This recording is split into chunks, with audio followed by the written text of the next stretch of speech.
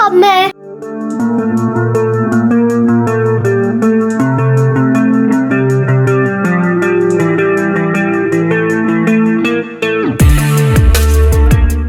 Welcome to Happy Shop. Happy Shop में सभी के लिए कुछ ना कुछ तो है, जैसे कि मम्मी पापा के लिए प्रीमियर क्वालिटी के ड्राई फ्रूट्स, दीदी के लिए इम्पोर्टेड चॉकलेट्स और बच्चों के लिए ढेर सारे यूनिक टॉयज। और हमारे न्यू अराइवल्स के लिए हमारी शॉप पर विजिट कीजिए। Happy Shop at Supreme petrol pump, Chavindra, Bhiwandi. Hello friends, मैं सुफ्रीकार मोमिन द वॉइस में आपका स्वागत है। आज भिवंडी शहर में रिक्शे वालों ने यहाँ पर चक्का जाम करने जैसी हालत की। जी हाँ, आपको बता दें कि पिछले 2-3 रोज से ये आरटीओ की कार्रवाई से सारे रिक्शे वाले परेशान थे। आपको बता दें कि 66-192 जो कलम है उसके तहत कार्रवाई को लेकर काफ़ी ज़्यादा यहाँ पे सब सारी रिक्शे वाले जो परेशान थे। इस कलम के मुताबिक ये है कि अगर थाना जिला के लिए आपको परमिट दी गई है तो आप थाना जिला के बाहर रिक्शा नहीं चला सकते। 66-192 के मुताबिक जैसे कि जब वो परमिट आपको मिलता है तो उसमें लिखा होता है कि आप सिर्फ पैसेंजर कैरी कर सकते हैं, ना कि सामान। ऐसे में अगर कोई सामान कैरी करता है तो उसके ऊपर भी ये कलम लागू हो जाएगी।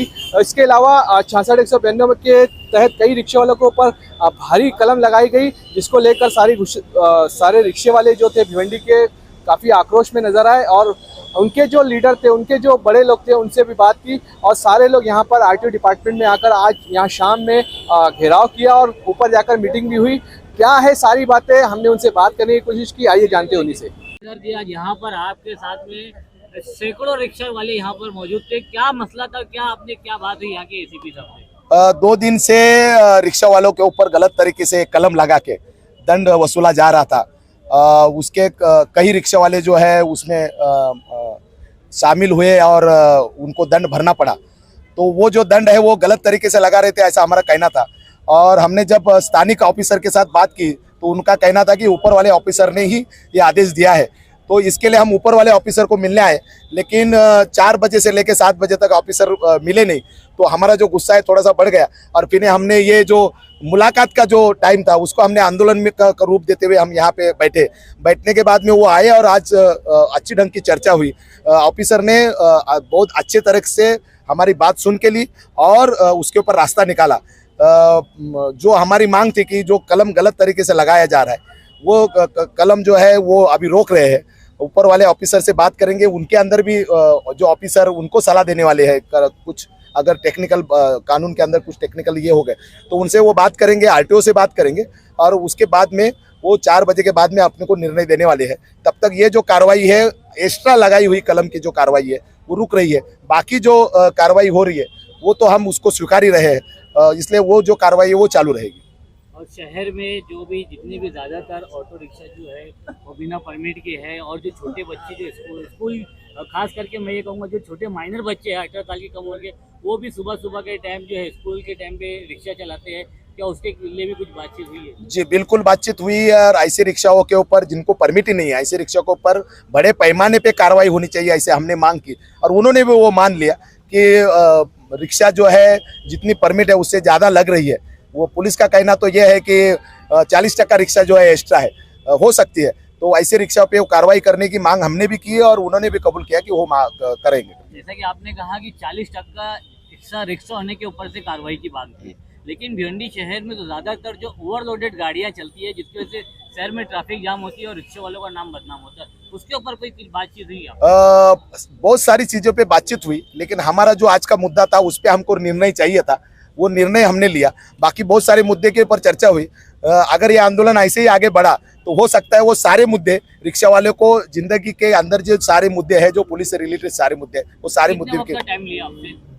कल 4 बजे तक का जो टाइम है वो इस कलम के मामले में टाइम दिया है। उसके बाद आप क्या करेंगे? अगर वो नहीं करते तो हमको आंदोलन करना पड़ेगा, दूसरा कोई रास्ता नहीं। अच्छा, ऐसा था कि जो इन लोग ने जो पुलिस जो अभी कार्रवाई कर रहे 66-192 जिसको बोला जाता है, जिस चीज़ का विरोध करने कामरे साहब और हम लोग सब रिक्शा वाले यहाँ आए थे, हमारा मानना ऐसा है कि सुप्रीम कोर्ट की गाइडलाइन के हिसाब से ये जो कलम है ये कॉन्ट्रैक्ट कैरेज मतलब रिक्शा को लगता नहीं है, और उनका बोलना है कि लगता है। तो हमने कल 4 बजे तक से उनको रिक्वेस्ट करके ये कहा कि सर आप तब तक कार्रवाई रोकिए, आपके जो तज्ञ लोग हैं उनसे आप चर्चा कीजिए कलम लगता है कि नहीं लगता। अगर आप ये कलम लगाने की जबरदस्ती करेंगे तो हम आप आंदोलन करना है, कोर्ट में जाना है, चैलेंज करना है, वो हम सब चर्चा करके यूनियन वाले लोग आगे डिसाइड करेंगे what we are where to do. समझे।